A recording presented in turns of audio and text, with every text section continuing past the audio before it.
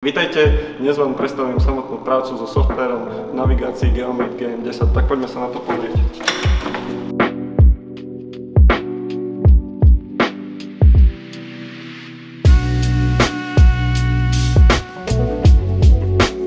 Samotná navigácia sa zapína týmto spínačom, kde na opačnej strane máme bezpečnostný spínač. Po zapnutí Geomate GM10 sa nám na hlavnej obrazovke zapne automaticky aplikácia, kde ako vždy prvé potvrdíme bezpečnostný súhlas. Je nutné podotknúť, že navigáciu nikdy nezapíname, keď ideme priamo po ceste. Potom ako sa nám načíta úvodná obrazovka, tak nám vždycky po tejto novej aktualizácii vybiehne takéto ikonka, kde sa musíme prihlásiť. V podstate my sa ideme prihlásiť teraz a jedná sa o aplikáciu Geomate GM10, kde už si môžeme taktiež pomocou internetu sledovať priamy prenos traktora, či už to na telefóne alebo na počítači. Dáme zaregistrovať sa. Tuto zadáme svoje meno, priezvisko, e-mailovú adresu a po zaregistrovaní si môžeme pozerať aj takto cez telefón naše odrobené pole, prípadne farmu. V podstate na túto aplikáciu budete mať link dole v popise videa. A to je momentálne z traktora všetko, keďže náš traktor stojí a nehýbe sa, ale teraz sa momentálne presujeme na stojan, kde vám ukážeme celkový návod, ako sa navigácia používa. Teraz si môžeme predstaviť celkové rozhranie systému Geomate GM10 v aplikácii AGGM. V podstate RTK signál, čiže teraz vidíme, že presnosť máme na 0,01 cm. V podstate toto sú tri základné ikonky, ktoré musia svietiť vždy na bielo. Ak nám jedna ikonka svieti na červeno, tak máme problém a navigácia hneď nepôjde. V podstate keby vám svieti signál, RTK signál na červeno, čiže tieto dve ikonky, ale máte v garáži traktor, tak treba presunúť traktor vonku, pretože signál sa strašne zle chytá v uzavretých priestoroch. A taktiež, ak nemáte aktivovanú SIM kartu alebo máte slabý internetový signál, môže to spôsobovať to isté, že RTK signál vám nebude fungovať správne, ale bude svietiť na červeno. Teraz sa ideme baviť o strede. Čiže máme tu koľajové riadky naťahané a vidíme tuto nejakú výchylku. To znamená, že koľko sa nachádzame od daného riadku, ako ďaleko v centimetroch. Čiže teraz sa nachádzam od tohto koľajového riadku 85 cm doprava. Ak zahnem doľava s volantom, tak bude v minusových číslach a teraz sa pohybujem 80, minus nejakých 200 cm od tohto koľajového riadku. V podstate tuto máme riadky, čiže ak my si na základe vytvoríme nejakú ABčkovú čiaru a budeme sa pohybovať presne tej čiary, budeme tu mať 0. Ak sa pohneme doprava o jeden riadok, tak bude tu palička svietiť a bude tu napísané 1P. Ďalej, čo tu máme, tak je rýchlosť, čiže momentálne sa pohybujeme 3 km za hodinu, teraz ak to zvýšim, ideme 10 km za hodinu, čiže slúži to ako taký tachometer digitálny. Ďalšia ikonka, ktorá je pre nás veľmi podstatná, je výmera našej parcely. Čiže poviem príklad, ak máme parcelu, zrobíme si jednu úvrať okolo parcely, tuto si vieme zistiť, akú má výmera daná parcela, koľko má hektárov, čiže 2,56 v našom prípade, potom koľko nám akože ostáva odrobiť na tej danej ploche, koľko máme akože spracovanej plochy a tuto máme v podstate celý čas a dátum, kedy sme v podstate začali vykonávať tú operáciu, potom tu máme čas, čiže ako dlho vykonávame danú operáciu a to je v podstate pre nás veľmi podstatné, keďže vždy, ako vykonáme nejakú operáciu, si treba vytvoriť nový záznam, na základe ktorého budeme vedieť, čo a ako dlho sme danú operáciu koľko vykonávali. Čiže teraz si ukážeme, ako sa pridáva dané náradie, ako si ho uložiť a potom po prípade, ako si prepínať medzi danými náradiami. Čiže z ľavých ikoniek nás zaujíma prvá ikonka, vyzerá to ako nejaká sejačka, prípadne nejaký rodlicový pluh. V podstate musíme vždy vypnúť autopilota, keď ideme do nastavení, pretože nás to nepustí. Dáme si náradie a dáme si implementovať menu. Čiže tuto máme uložené všetko náradie. Vždycky tam, kde máme hviezdičku, vidíme, že dané náradie používame. Ak si ho chceme prepnúť, tak dáme jednoducho použiť druhé náradie. Čiže ak si chcem pridať náradie, dám si, že pridať. Tuto dáme potvrdiť. Tuto si vždycky zadáme názov, čiže ja si dám napríklad, že postrekovač. Tuto si vždycky zvolíme spôsob úchytu, čiže buď máme upevnený daný nástroj za traktorom, pred traktorom, alebo takto šikmo za traktorom. My si dáme klasiku zozadu za traktorom. A tu je pre nás veľmi dôležitá tabuľka, kde nás hlavne zaujímajú rozmery Ačko, Ečko, Fko a Cčko. Čiže Ačko je celková pracovná šírka. Je to dosť dôležité si to zmerať s metrom, pretože ak máme napríklad postrekovač, dajme tomu, že 600, tak neznamená, že má pracovnú šírku 6 metrov. Čiže vždy si to treba predtým zmerať. Treba si zmerať skutočnú pracovnú šírku, potom celkovú šírku daného stroja, to je Ečko, potom Fko máme, čiže povedal by som, že dĺžku nástroja, Cčko v podstate máme od kardánu dĺžku po koniec pracovného nástroja. A Bčko je veľmi dôležité, napríklad keď ideme siať kukuricu alebo slnečnicu, tak tuto do toho Bčka si nastavíme napríklad spon 75 cm, čo je veľmi dôležité. Čiže ak si pomeriame všetky údaje a zapíšeme si do tabulky, dáme ďalšie, tuto dáme zase ďalšie. A tuto, ako som hovoril, tu je ten spínač automatického otáčania, to si volíme pri tom danom nástroje, čiže my teraz nechceme a dáme potvrdiť. Čiže tuto mám svoj daný nástroj postrekovač a ako som spomínal, vieme si to prepínať medzi ďalšími nástrojmi, ktoré si uložíme. Je lepšie si všetko zmerať predtým, ako idem na pole alebo pred sezónou, aby už som potom, ak idem niečo robiť na tom poli, som to mal pekne uložené a už iba prídem na pole, zapnem si navigáciu, zvolím si daný nástroj a môžem ísť rovno pracovať. Čiže to by bolo všetko z náradia. Teraz by sme sa mohli presunúť k celkovému výzoru, ako bude vyzerať ten traktor. Čiže máme na výber 2D režim alebo 3D režim. Ďalej máme noc, kde sa nám zníži automatický jas a je to prispôsobené na prácu v noci. My väčšinou používame deň. Ďalej tuto máme kameru, ktorá sa nám zobrazí tuto, čiže máme takú celú kameru. Potom, čo je pre nás dôležité, je, ak nám volant veľmi skáče, treba vždy predtým zavolať tomu, od koho ste danú navigáciu kúpili, pretože nie je dobré, ak si tuto navolíte, dajme tomu, že hodnoty, že dám si, že 21 a 99, je lepšie sa predtým poradiť a zavolať, každý vám ochotne zdvihne, poviete, že viete čo, veľmi mi dres tou palubovkou, že mi asi odletí, tak treba vždy predtým zavolať, v podstate my vám po telefóne povieme, aké číslo si tu je dobre nastaviť. A takto je to najlepšie robiť. Hovorím, že nie je dobré, keď si to budete nastavovať sami ľubovoľne. Dôležité je podotknúť to, že navigácia sa zapína 3 spôsobmi. Čiže máme hore spínač, áno, zapne sa mi. Máme spínač na tablete. A taktiež máme spínač pod volantom samotným. Navigácia sa dá vypnúť aj strhnutím volantu, lenže to už dopredu upozorňujem, že nie je dobré to vykonávať, keďže po strhnutí volantu sa veľmi namáha ten motorček a môže dojsť k samotnému poškodeniu daného elektromotorčeka. Vždycky strhávam s volantom iba v krízových situáciách, napríklad behne mi slnka, napríklad vidím pred sebou veľkú jamu, veľký stĺp, nestíham vypnúť ručne, tak rýchlo strhnem s volantom, navigácia sa mi automaticky vypne. Máme navigáciu a nemáme naťahané orientačné línie, nikdy nemôžeme spustiť vtedy autopilota. Čiže teraz si ukážeme prvé kroky, ako si vytvoríme naše pole, ako si vytvoríme úvrať a ako si naťaháme koľajové riadky v danej našej parcele. Čiže tuto naľavo máme nejaké ikonky, v podstate, ktoré sú pre nás veľmi dôležité. Čiže prvé základné otázky, ktoré si kladieme, keď ideme na pole, tak prvá otázka je, že kam ideme robiť. Čiže tuto máme nejaké ikonky a my vždycky klikáme na túto ikonku, ktorá vyzerá ako pšenica a ako pole sú tam štvorčeky, čiže klikneme na to a v podstate my tu máme manažment terénu. Tuto máme daný prehľad, čiže koľko sme odrobili a takto. Ďalšie, čo je pre nás podstatné, je správa hraníc. Čiže teraz si idem v podstate vytvoriť nejakú svoju úvrať, v podstate kde mám svoj pozemok, aby som vedel, čo idem vlastne obrábať a koľko v podstate hektárov to má. Čiže vždy, ako si ideme vytvoriť hranicu, je dôležité zadať názov. Čiže ja si zadám napríklad Wood. Ďalšie, čo je pre nás veľmi podstatné, je, ktorou stranou náradia budeme kopírovať daný terén.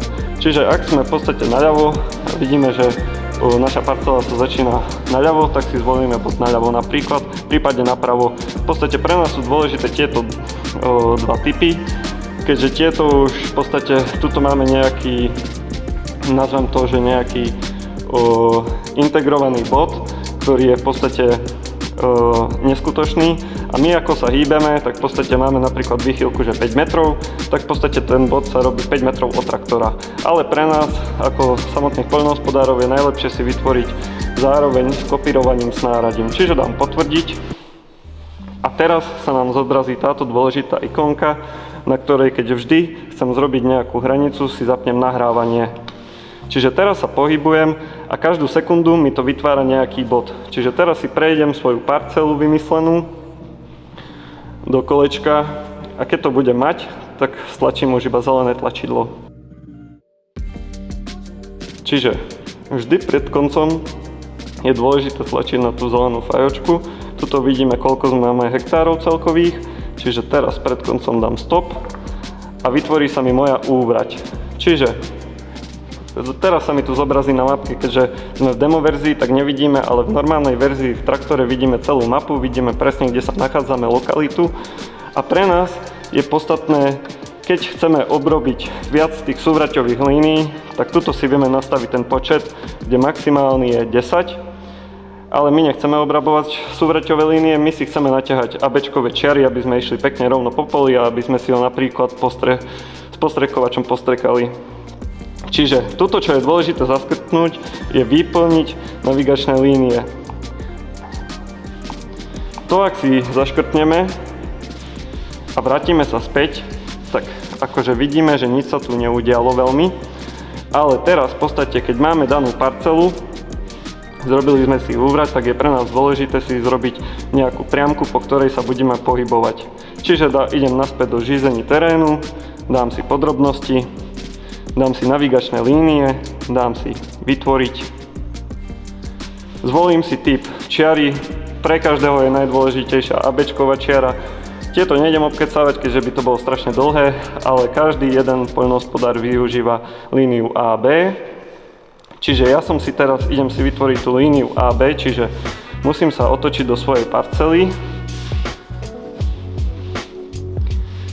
A v podstate musíme prejsť minimálne 5 metrov. Čiže teraz idem rovno, tlačím si A, musím prejsť viac ako 5 metrov.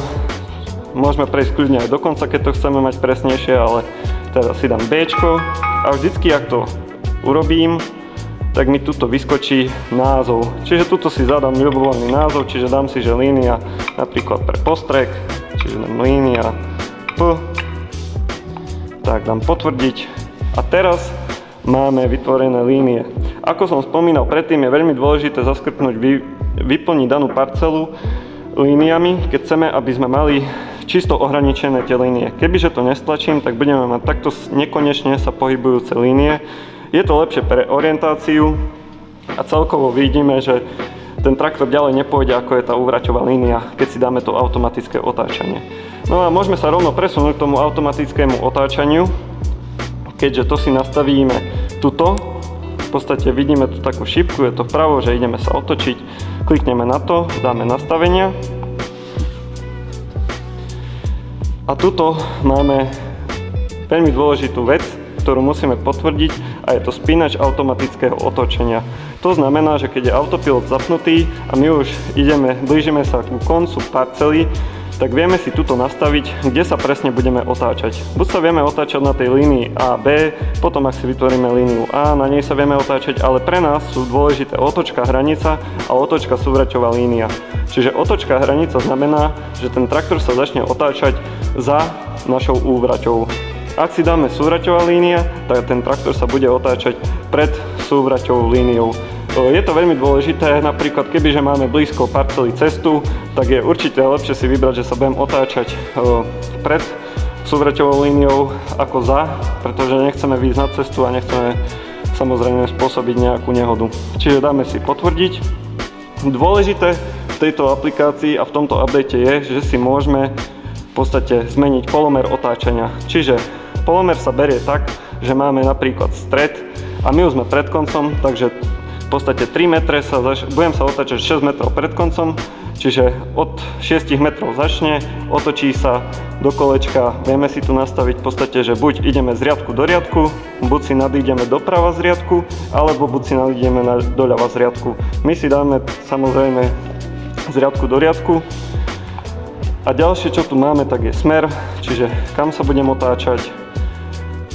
A to je v podstate všetko, čo by som tomu nazval. Je dôležité, predtým ako si nastavíte automatické otáčanie, dobre si vyskúšať s konkrétnym náradím. Je lepšie si nastaviť viac ako menej, pretože nechceme zalomiť kardan samozrejme a treba si to predtým otestovať, že ako to reaguje, či náhodou nezalomím kardan a takéto veci. Čiže dáme potvrdiť. No a teraz som na poli. Chcem sa rozbehnúť, čiže dám si 3 km, zapnem si navigáciu. V podstate máme nastavené, že sa nám budú vyplňať čiary po zapnutí navigácie. Samozrejme dá sa to aj manuálne, ale je to lepšie takto.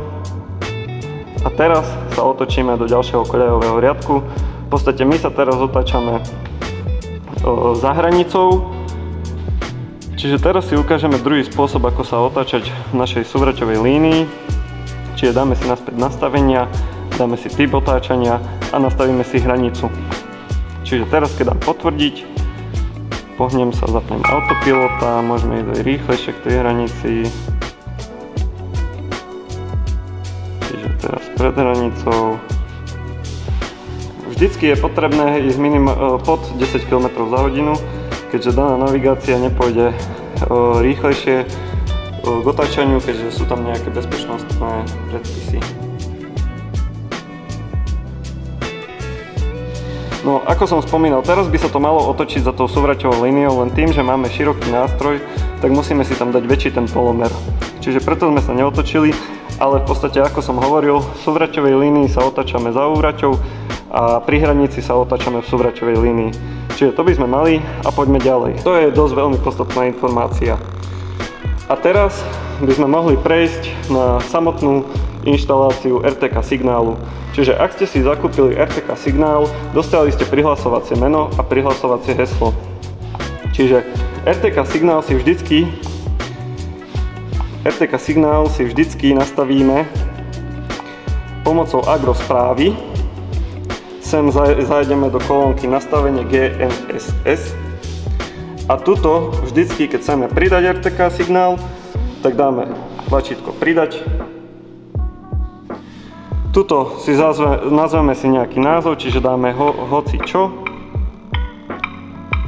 Môžete si tu dať, že hoci čo, neznamená, že hoci čo musíte napísať. Dáte si tam napríklad meno farmy, meno majiteľa alebo takto, traktora. Ďalšie, čo je pre nás podstatné, je course. To musíme mať vždycky na course. Ďalšie je IP adresa. Sem dávame konkrétnu IP adresu. Adresu tá je vo všetkých strojoch rovnaká a je to presne 1.9.5.28.70.16. Ďalšie, čo máme, je port a ten je vždy rovnaký, čiže 2101. Tak. Ďalšie, čo máme, je zdrojová tabuľka. Nám to momentálne nejde, pretože sme v demo verzii, ale vy na to kliknete, musíte mať samozrejme internet a vy si tu zakliknete vždy skpos/cm/32. Bude to aj tuto napísané. No a to si zakliknete a ideme ďalej.